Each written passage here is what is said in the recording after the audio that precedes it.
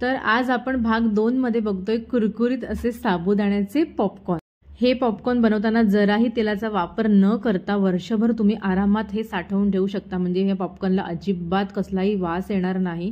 तुम्ही वर्षभराकरता हे पॉपकॉर्न एका हवाबंद डब्यात भरून ठेवू शकतात आणि उपवासाला कधीही एन्जॉय करू शकतात।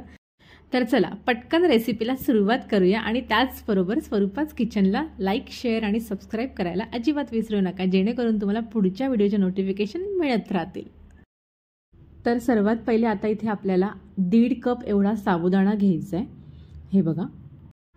त्यानंतर साबुदाणा आपल्याला छान एका पाण्यातून असा मस्त वॉश करून घ्यायचा आहे। जास्त त्याला चोळायचा नाहीये, हलकाच असा साबुदाणा मस्त वॉश करून घ्यायचा आहे सर्व साइडने, म्हणजे त्यातला जो कचरा असेल तो सर्व बाहेर निघून जाईल। आता हे वॉश केल्याच्या नंतर आपल्याला याच्यामध्ये पाणी घालून घ्यायचे। पाणी आपल्याला साबुदाणा जेवढा भिजेल ना तेवढंच वरती पाणी घालायचं, एक्स्ट्रा पाणी घालायचं नाहीये। हे बघा अशा प्रकारे आता मी 8 तास भिजत ठेवला होता। त्यानंतर हे बघा साबुदाणा आपला केवढा मस्त फुललेला आहे, तुम्ही बघू शकता इथे। हे बघा आता साबुदाणा असा ना बोटामध्ये मी तुम्हाला घेऊन दाखवते। हे बघा अशा बारीक असा ना चेपला गेला पाहिजे। हे बघा अशा प्रकारे साबुदाणा आपला छान भिजला गेला पाहिजे। त्यानंतर इथे मी घेतलेले आहेत 3 उकडलेले बटाटे।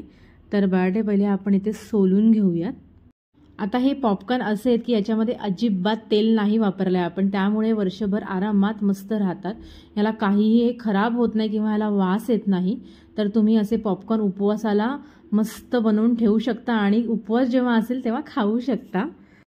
बटाटे सोलून झाल्याच्या नंतर आपल्याला एक खिसणीने छान असे मस्त खिसून घ्यायचे। हे बघा अशा प्रकारे, आणि आता स्मूथ टेक्स्चर जो असतो ना तो असा खालून येतो। हे बघा म्हणजे अजिबात याच्यामध्ये काहीच गाठी राहत नाही। तुम्हाला पाहिजे तर तुम्ही हे असं हाताने सुद्धा मॅश करू शकता। आता यामध्ये मी घालते थोडंसं जिरं, हिरवी मिरचीची पेस्ट। हे बघा आता हे मी मिक्सरला अशी बारीक दरदरी वाटून घेतली, तर ही पण याच्यामध्ये घालून घेते। त्याचबरोबर आपल्याला घालायचं यामध्ये चवीपुरतं मीठ। आता हे सर्व बॅटर जे आहे ना ते असं छान आपल्याला मस्त एकजीव करून घ्यायचे। लहानपणीची तुम्हाला एक गंमत सांगते, लहानपणी ना आम्ही हे असंच बॅटर नुसतं खायचं आणि आई आम्हाला खूप ओरडायची। तर हे बॅटर असं नुसतं खायला सुद्धा खूप छान लागतं। तर आता हे बघा सर्व प्रकारे आता हे बटाटा जो आहे तो साबुदाण्यामध्ये मस्त आपल्याला असा याचा गोळा करून घ्यायचा, म्हणजे छान असं एकजीव करून घ्यायचे। तर हे बघा आता याचा छान असा मस्त गोळा झालेला आहे, तुम्ही बघू शकता इथे।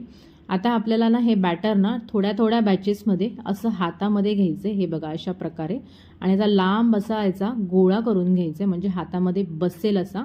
आणि हाताला अजिबात इथे तेल लावायचं नाहीये, नाहीतर आपले सांडगे जे आहेत ना पॉपकॉर्न ते खराब होऊ शकतात, त्याला नंतर वास येऊ शकतो।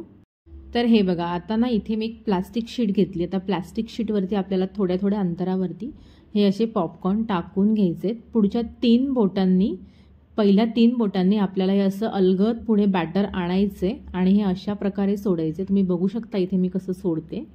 हे बघा पुढची 3 बोटं जी आहेत ना ती 3 बोटं घेऊनच आपल्याला हे असं अलगद हे असे सगळे सांडगे सोडायचे, म्हणजेच पॉपकॉर्न। हे बघा आता सर्व आता मी पॉपकॉर्न इथे सोडून घेते असेच। तर हे बघा आता इथे माझे सर्व पॉपकॉर्न जे आहेत ते टाकून झालेले आहेत, आणि तुम्हाला उन्हामध्ये वाळवायची अजिबात गरज नाही, तुम्ही घरामध्ये सुद्धा वाळवू शकता। तर हे बघा मी घरामध्ये हे 2 दिवस वाळवून घेतले। जर तुमच्याकडे ऊन असेल तर तुम्ही उन्हामध्ये नक्की ठेवा हे, पण मी हे घरामध्येच वाळवून घेतलेले आहेत। केवढे मस्त कडक आपले पॉपकॉर्न झालेले तुम्ही बघू शकता इथे, अजिबात तुटत नाहीये। तर आता आपण हे तेलामध्ये फ्राय करून दाखवते मी तुम्हाला। हे बघा आता मी तेल गरम करत ठेवलं होतं, आता मी तेलामध्ये पॉपकॉर्न टाकते। केवढे मस्त आपले पॉपकॉर्न फुलतात आणि असे पांढरे शुभ्र असे आपले पॉपकॉर्न दिसत आहेत, तुम्ही बघू शकता इथे। तर हे बघा आपले उपवासाचे पॉपकॉर्न, साबुदाण्याचे पॉपकॉर्न तयार झालेत, केवढे मस्त आणि कुरकुरीत दिसत आहेत। तर असे पदार्थ आता साठवण्याचे सुरू झालेले आहेत। जर तुम्हाला ही रेसिपी आवडली असेल तर प्लीज व्हिडिओला एक लाईक, शेअर आणि सबस्क्राईब करा।